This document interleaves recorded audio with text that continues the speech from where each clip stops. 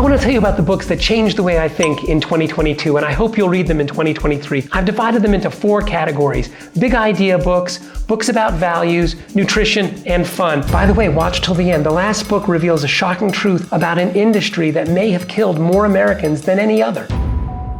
One reason why duck sex is so exceptional is that unlike 97% of all bird species, ducks still have a penis. And do they ever? Ducks have evolved the largest penises per unit of body size of all vertebrates. A 12-inch long duck can have a 14-inch long penis. The male duck can have a longer penis than his entire body. And that's because they use that when male ducks are trying to force sex upon female ducks. And female ducks have evolved an extremely complex vagina that somehow counteracts this enormous penis. It's pretty wild. And when it's consensual, none of that matters. It's a completely different experience for the ducks. God bless them. The Evolution of Beauty by Richard Prum is a book that explains how birds have evolved and how birds have selected their mates. Surprisingly, Darwinian evolution, which I think most people understand to be simply adaptive traits that contribute to survival, is not the only reason that mates are selected.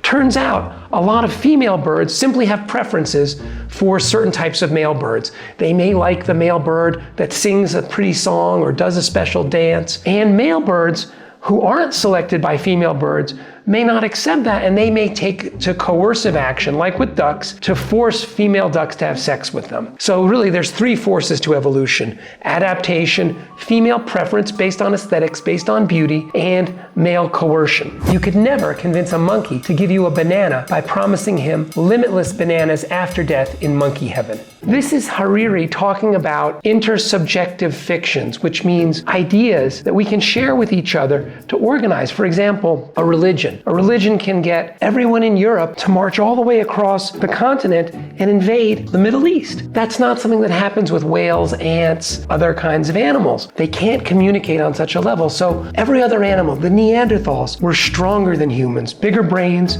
bigger bodies. We wiped them out. We wiped them out because we work better together, because we can share ideas and coordinate. That's just the first idea that sort of introduces humanity. But then as he takes you through from ancient Egypt to the present, at every point there's unexpected ideas and insights that I never could have imagined. So Sapiens is definitely one of the most mind-blowing books of the last probably 10 years, and I think it's going to stand up in the future as well. I highly recommend Sapiens. In short, Europe's colonization of Africa had nothing to do with differences between European and African peoples themselves, as white racists assume. Rather, it was due to accidents of geography and biogeography. The next book is Guns, Germs, and Steel by Jared Diamond. In an interview, Hariri himself said he was inspired by Guns, Germs, and Steel because it's one of those books that also tells the story of humanity from the last 13,000 years to the present, but on a completely different basis, which is why in different parts of the world, people had different levels of success. Why was it that Europeans invaded the Americas instead of the other way around?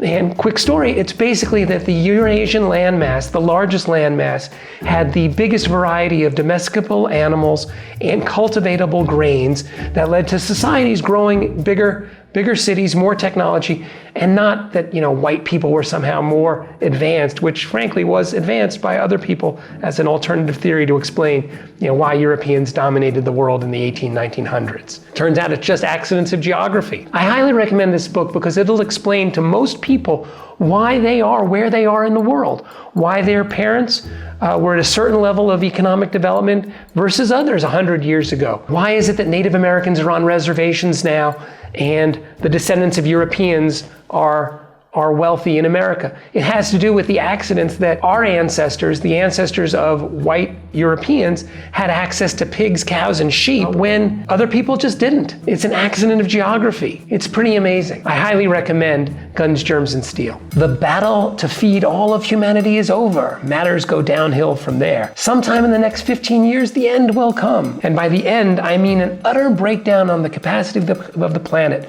to support humanity. The next big idea book in my mind is The Wizard and the Prophet. When you listen to Greta Thunberg say that the world's on the wrong track, that economic growth is the wrong answer, there's a context to that. She's a descendant intellectually from a guy named William Vogt, who's introduced in The Wizard and the Prophet, the first environmentalist. And on the flip side of that, people like Jeff Bezos talking about 1 trillion people living in space, he's a descendant intellectually of a guy named William Borlaug, who invented high productivity grains that fed the entire world. When humans face a problem, we have a limited planet, how are we all going to live on it? How are we going to thrive? There's really two approaches. The prophet who says, we've got to live within limits, and the wizard who says human ingenuity can solve any problem. It's not as simple as that really, but it's a great book for learning about how that worked out in my mind. One of the nice things about the book, The Wizard and the Prophet, is that he doesn't make any predictions. He's not saying that nuclear power and solar geoengineering are the answer, nor is he saying that we should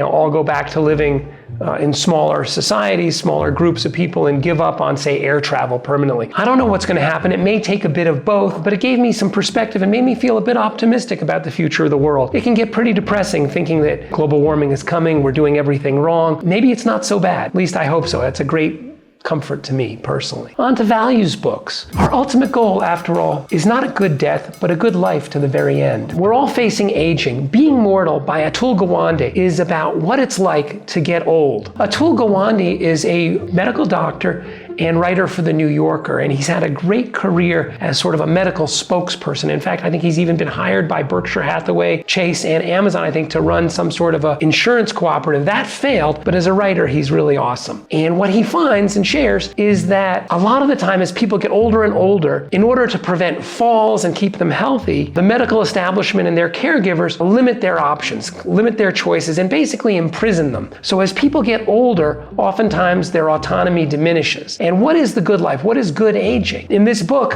Gawande talks about his grandfather who died at 108 years old, falling off the back of a train. He was lucky. His health held up and he didn't give away any of his money. By keeping his money, his family was not able to control him. So he probably had one of the best old ages of anybody. Third act of human life is always basically, it starts out great and then frankly our bodies do betray us, things get worse and worse, but doesn't have to be so bad. The irony of the medical system that extends life oftentimes does not extend health and certainly doesn't extend autonomy, which is what a lot of old people really value the most. So again, a book I highly recommend, Being Mortal by Atul Gawande. Parents don't need to know how to play with kids. If we get kids involved in adult activities, that's play for kids. And then they associate chores with a fun, positive activity. They associate it with playing. Hunt, Gather, Parent by Micheline Doucleff is one of my all-time favorite books. She talks about Western parenting styles. Western parenting typically involves infantilizing the child, doing everything for the child. The child does nothing for itself. And surprise, these children end up very demanding and uncooperative. She contrasts this with parents in developing countries where the family is a team,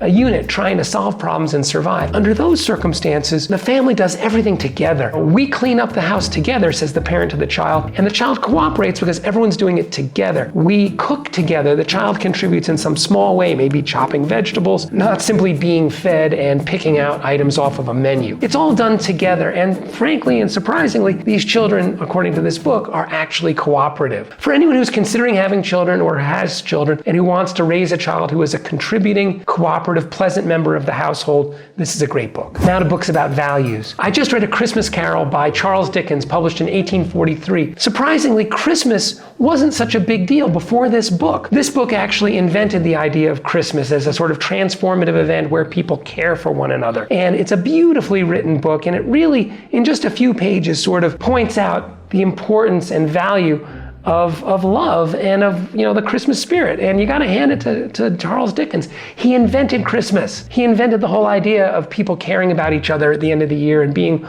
warm and loving. That may have been capitalism. It all worked together. In fact, they say, frankly, the Coca-Cola company really invented Santa Claus, giving him a red and white outfit like the colors of Coca-Cola. I don't know. So I really loved A Christmas Carol. I really felt the writing was incredibly concise and moving. And I'd never actually seen the real story of it. I thought it was somehow more frightening. The Charlie Brown version, the various versions I had seen made it seem much more horrifying. Actually, it's really a beautiful story, and Scrooge ends up being, not to spoil it, but a pretty great guy. I'd always felt Scroogey a little bit. I had some empathy for him being concerned about money, but really, what's the point of having money if, no one cares about you and you have no relationships? Well said, Charles Dickens. Other just fun books that I read that I really enjoyed are Devil in White City and In the Garden of Beasts. Both of these books are by Erik Larson, and they're both true stories. He writes nonfiction. Somehow he manages to make nonfiction feel like a novel. I was born with the devil in me, Holmes wrote. I could not help the fact that I was a murderer, no more than the poet can help the inspiration to sing. Devil in White City is about a serial killer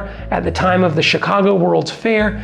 This guy was a real monster who created a sort of house of horrors where he would lure people in, kill them, sell their skeletons for a profit, and he did it over and over and over again. This is in the fun category? It is kind of fun. It's like watching, a car wreck. Dismal, grim story can be exciting, and this is a well-told tale by Erik Larson, a great writer in my opinion. It's a very compelling story. The flip side of this monster serial killer is the architects who were developing the White City, the classical city, the sort of vision of the future city in Chicago. Some of those buildings still exist. I actually went to Chicago a long time ago and went to the Museum of Industry, which is actually one of the buildings from the Chicago World's Fair over 100 years ago. I also once upon a time worked as an architect, so the idea of an architect having some meaningful role in society and being important in some way and people caring about buildings, that personally resonated with me. I've always wondered what it would have been like for an outsider to have witnessed firsthand the gathering dark of Hitler's rule. How did the city look? What did one hear, see, and smell? And how did diplomats and other visitors interpret the events occurring around them? In the Garden of the Beast is also a true story about how Hitler came to power in Germany in the 1930s, told from the perspective of the family of the American ambassador. And what you really see is just how evil these people were, how they were unscrupulous, stopping at nothing, killing one another, basically gangsters who came to power. Very vividly told again. Erik Larson, I recommend all his books. I'm a huge stan of Erik Larson, especially these two books. Rats given sweetened water in experiments find it significantly more pleasurable than cocaine. The last book I want to talk about is The Case Against Sugar by Gary Taubes. The sugar industry actually created false research blaming fat for dietary and health problems.